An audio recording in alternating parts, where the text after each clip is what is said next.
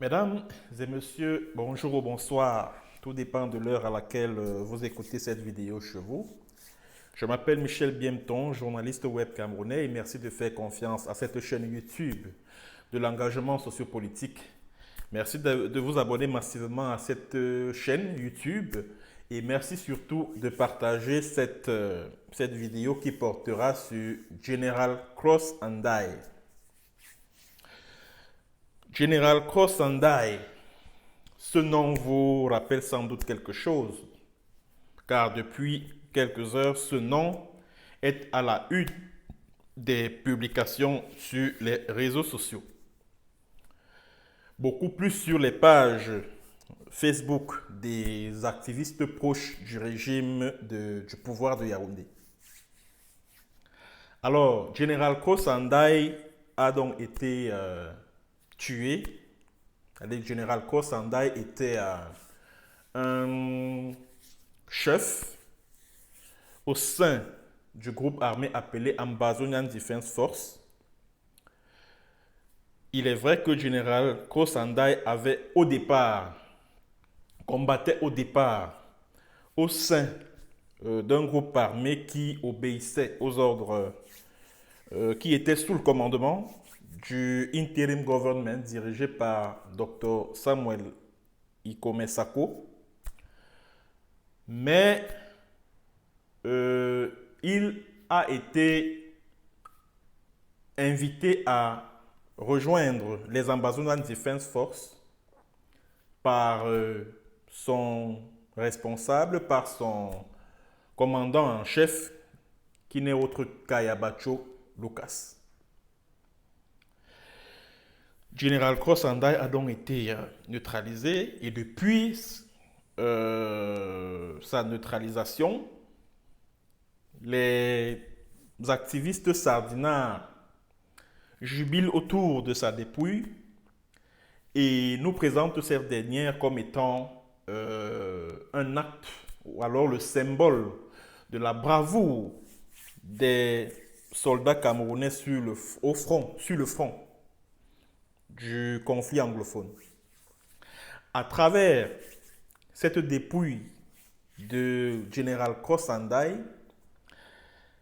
les chiens fous du régime des Biya veulent faire croire aux Camerounais qui sont dépourvus de bon sens et au monde entier que leur armée est en train de tenir le bon bout, que leur armée est en train de contrôler la situation. La preuve, elle est en train de neutraliser les généraux ambazoniens les plus puissants de cette lutte armée, et etc., etc.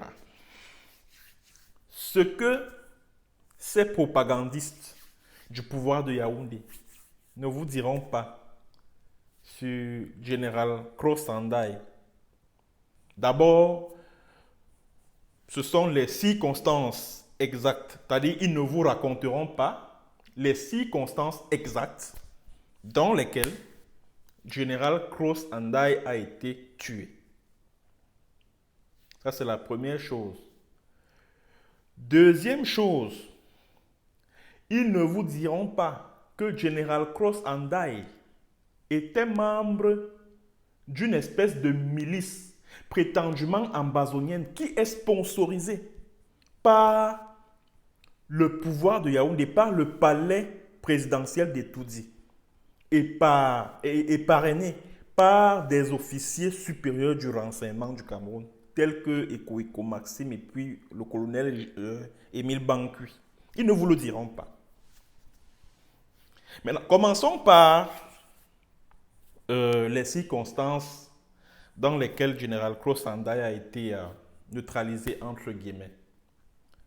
Ce que vous devez retenir, c'est que ce Général Kosandai n'a pas été tué au cours d'affrontements entre soldats de l'armée camerounaise et le groupe armé et les indépendantistes armés.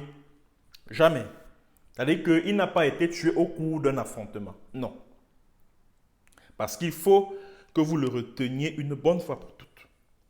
Et ça a toujours été ainsi. C'est-à-dire que, c'est-à-dire que l'armée, c'est-à-dire que les soldats camerounais n'ont jamais réussi à neutraliser un général ambazonien sous le feu des échanges de tirs ou alors des affrontements armés. Jamais. Général Cross Andai a été tué de quelle façon? Il était à un deuil à Mankon parce que sa base d'opération c'était au niveau de la Mézam qui approchait lieu Bamenda et les environs. C'était sa base, la base où il opérait. Alors il participait donc à un deuil et c'est un de ses proches collaborateurs qui a donc informé des soldats camerounais sur sa localisation. Et c'est ainsi que des éléments du bataillon d'intervention rapide, le BI, sont venus jusque là où il se trouvait à ce deuil à Mankon, l'ont pêché, c'est-à-dire l'ont kidnappé avant d'aller le tuer. Donc, Général Kosandai n'était pas en train de, je sais pas, de batailler, d'affronter les soldats camerounais et au cours de ces affrontements, il a été blessé mortellement, non. Général Kosandai a été tué en posture de non-combattant. Il n'a pas été tué en tant que combattant ambazonien. Autre chose également, et je vous l'ai dit maintes fois sur cette chaîne, que les Ambazonan Defense Force, qui sont dirigés par Ayabacho Lucas, bénéficient des financements du pouvoir de Yaoundé. Les Ambazonian Defense Force sont armés. Écoutez bien ce que je dis et je le redis une fois encore. Les Ambazonian Defense Force bénéficient d'un important matériel de guerre des patrons des renseignements du Cameroun, tels que Eko Maxime et Bankui Emile, le voyou Bankui Emile. J'ai eu à le dire ici maintes fois. Ça veut donc dire que si Général Kosandai était membre de l'Ambazonan Defense Force, ça voudrait, c'est-à-dire que, je ne sais pas quoi dire, s'il était membre des EDF, c'est une affaire, c'est donc une affaire interne au sein c'est-à-dire qu'entre le régime des Biya et leurs alliés, les EDF, dans le cadre de la contre-révolution. Et cela n'impacte en rien le cours de la révolution, de la résistance armée. C'est de cela qu'il est question. Donc, j'en conclurai simplement en anglais que it's an internal issue. C'est une affaire interne au sein du régime voyou de Yaoundé. Ça n'affecte en rien le cours de la révolution. Voilà.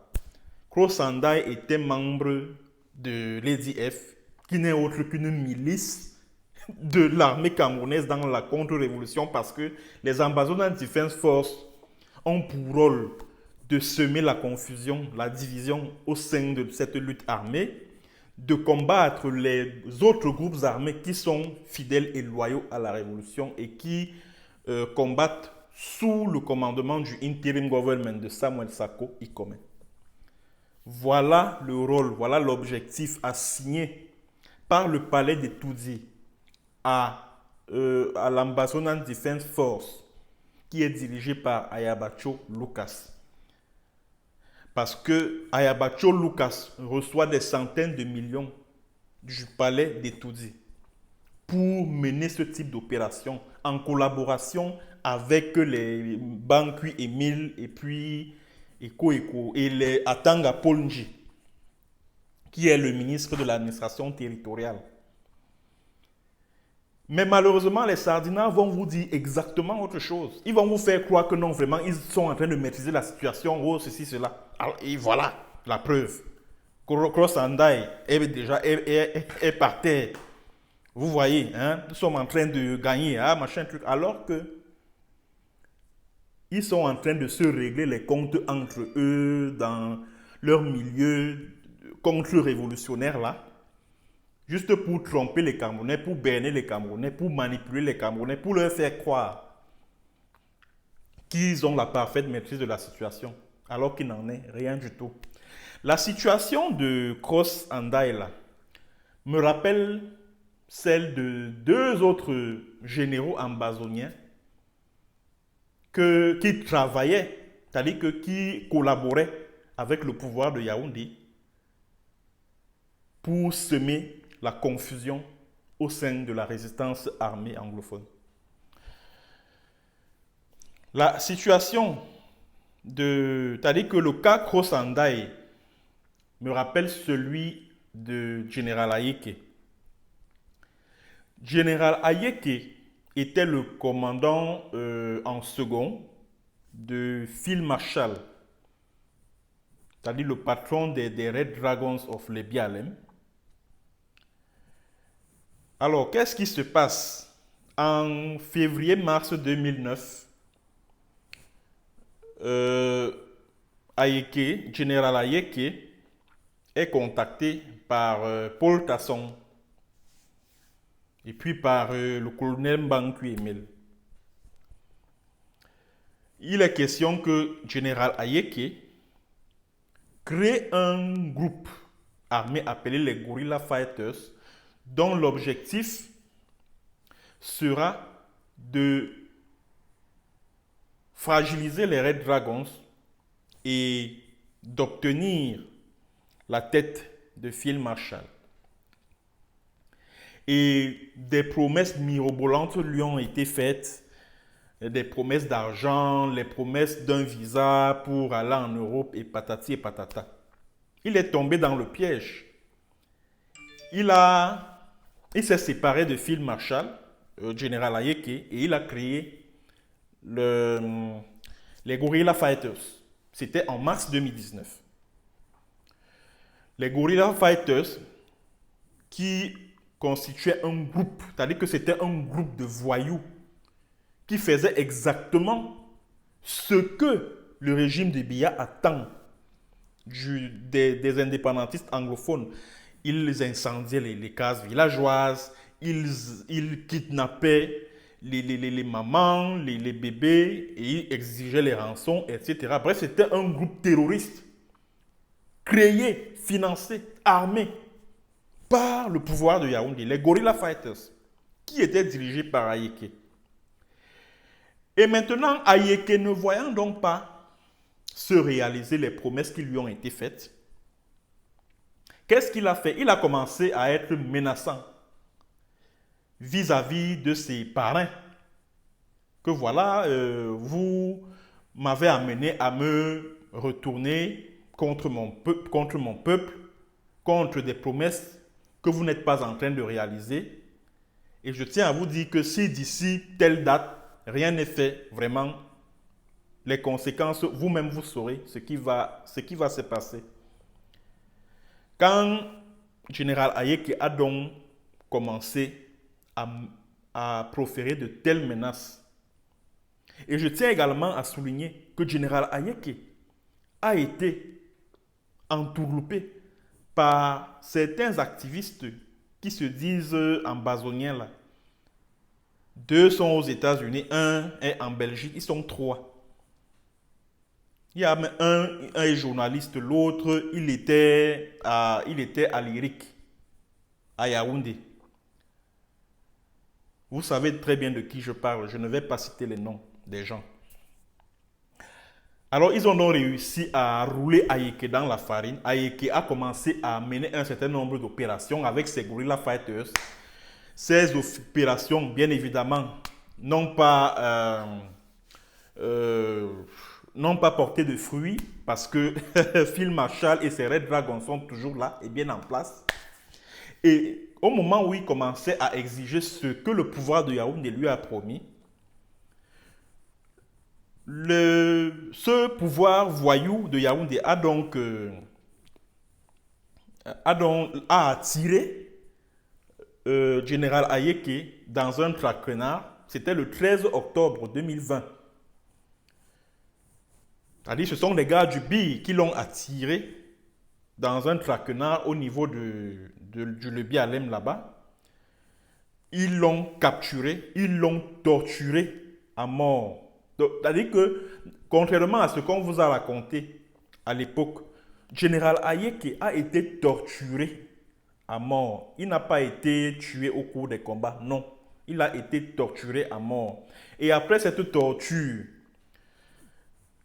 les suppôts du régime de Yaoundé ont évidemment construit une histoire comme quoi l'armée camerounaise vient de neutraliser un redoutable chef séparatiste en la personne de Général Ayeke et qui, en plus de cela, a libéré ou c'est combien 4 ou 5 otages des mains de ce redoutable terroriste sécessionniste, etc., etc. Bref, une histoire comme celle-là a été construite par les suppôts du régime d'Ebia qui ont vendu cela, qui ont vendu cette histoire-là à des confrères de la presse camerounaise, alors que tout cela était faux.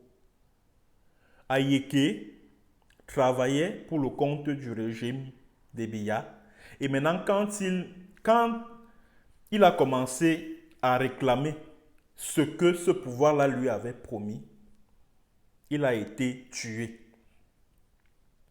Il n'a donc pas été, c'est-à-dire que le général Ayeke n'est pas tombé au cours des affrontements avec l'armée camerounaise. C'est faux.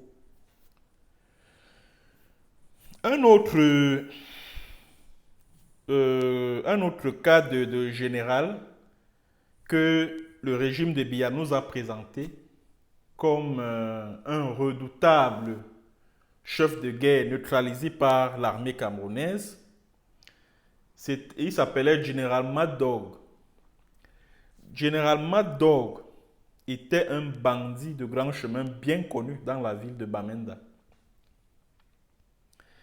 Il travaillait dans des groupes de bandits créés par Tanganji au niveau de Bamenda. Et remarquez que Ekros Andai opérait exactement dans la même zone avec ses gars. Je dis bien la même zone. Général Cross Andai des EDF. Alors, Mad Dog effectuait un certain nombre d'opérations pour le compte des soldats camerounais. Les kidnappings contre rançon, tuer, assassiner des civils, égorger des jeunes filles et ceci et cela. Mais quand... Il y a également autre chose que j'allais oublier. Général Mad Dog a participé au braquage d'une coopérative appelée Mitayen. Vous vous rappelez de cette vidéo qui avait circulé l'année dernière où on voyait des hommes armés en train de menacer les employés d'une microfinance à Bamenda appelée Mitayen. Général Mad Dog faisait partie de ce groupe. Et c'était des soldats camerounais en civil qui sont arrivés à bord d'une RAV4 de couleur grise. Ils se sont garés là, puis ils sont entrés dans la microfinance en question. Ils se sont mis à menacer les employés. Oh, allez, ouvrez, machin. Et Mad Dog faisait partie de cette escouade. Il faisait partie de cette bande de braqueurs. Bon. Par la suite, quand les personnes pour lesquelles Général Mad Dog travaillait se sont rendus compte qu'il ne leur servait plus à rien, ils l'ont tué, ils ont exposé son corps quelque part là dans un coin à Bamenda, je crois City Chemist, si je ne me trompe pas. C'est-à-dire que les gars du bataillon d'intervention rapide toujours, qui utilisait généralement d'or pour certaines opérations de contre-révolution. Ils l'ont capturé, ils sont allés le tuer, puis ils ont déposé son corps à City Chemist. Les populations environnantes sont même venues là se réunir autour du corps pour le contempler. Voilà donc les généraux que le pouvoir de Yaoundé nous présente comme étant les symboles de la bravoure des forces de défense camerounaises. Il s'agit des gars qui travaillent avec eux. Et maintenant, quand ça ne marche plus entre eux là-bas, ils se règlent des comptes, ils prennent les photos, ils disent que non, voilà, vous voyez, nous avons la situation, nous sommes en train de contrôler la situation, etc. Juste pour tromper, pour manipuler les Camerounais. Qu'ils tiennent le bon bout, qu'ils contrôlent la situation, qu'ils sont en train de gagner la guerre. Alors que les soldats camerounais tombent chaque jour. Chaque jour, les soldats camerounais meurent sur le front de la lutte anglophone. Mais on cache cela pour mettre en avant des chefs bandits, ça il faut le dire, des chefs bandits qui collaborent avec les chefs, c'est-à-dire que les patrons des renseignements du Cameroun et même de l'armée camerounaise. Ça il faut le dire, parce que Général Mad Dog était bien connu à la région militaire interarmée numéro 5 à Bamenda. On le connaissait parfaitement. Et je me rappelle quand j'étais encore à Ouagadougou, quand j'étais basé au Burkina, j'avais appelé un certain colonel Mounchili parce que j'avais reçu des informations selon lesquelles des colonels au niveau de la Rémia 5 détenaient la photo de Général Mad Dog. Et quand Général Mad Dog est mort, vous savez qui a organisé ses obsèques? Général Mad Dog, il a été tué le 6 septembre 2020. Vous savez qui a organisé ses obsèques? C'est la gendarmerie nationale. La gendarmerie du Cameroun. C'est elle qui a organisé les obsèques du Général Mad Dog. C'est elle qui a affrété un pick-up pour transporter le cercueil comportant le corps de Général Mad Dog. Donc, comme vous pouvez le constater par vous-même, chers compatriotes, chers Camerounais, on est en train de se jouer de vous. On est en train de se payer vos gueules. Général Cross Andai, c'est-à-dire que sa neutralisation là, c'est un non-événement. C'est une affaire entre le pouvoir de Biya et leurs alliés dans la contre-révolution. Rien de plus. Rien de plus. Mais comme nous sommes à l'ère de la médiocratie au Cameroun, où la médiocrité est célébrée, vous verrez des Camerounais s'en réjouir. C'est tout à fait normal et ça ne me surprend même pas. On dit souvent qu'à vaincre sans péril, on triomphe sans gloire. Mais est-ce que les Camerounais en ont cru? Du moins certains Camerounais qui sont proches du pouvoir en place au Cameroun. Est-ce que ça leur dit quelque chose? Pas du tout. Ça ne leur dit absolument rien. Merci, mesdames et messieurs, d'avoir été nombreux à écouter cette vidéo. Je vous donne rendez-vous en ce moment où où la vidéo est postée. Nous sommes... il est pratiquement 10 heures, heure d'Europe, donc dans quelques minutes. Donc, je vous invite à écouter le direct YouTube sur le Grand Nord et l'après-Bia, donc le YouTube qui sera le YouTube live, pardon. Le live YouTube sera organisé par moi, bien évidemment. Merci d'avoir écouté cette vidéo. Merci surtout de partager massivement et à tout à l'heure.